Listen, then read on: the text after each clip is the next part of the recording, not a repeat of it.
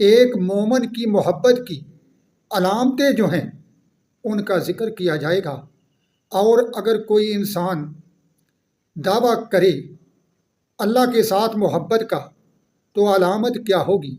अगर कोई शख्स चार चीज़ों का दावा करे लेकिन उनके साथ चार मुंसलिक काम ना करे तो वो अपने दावे में झूठा होगा। क्यों? तो आओ सुनो। अल्लाह रब्बुल इज़्ज़त ने कुरान पाक में फरमाया, कुल इन कुंतुम तुहिब्बून अल्लाह फत्तबिऊनी युहब्बिबकुमुल्लाह व यगफिर लकुम ज़ुनूबकुम।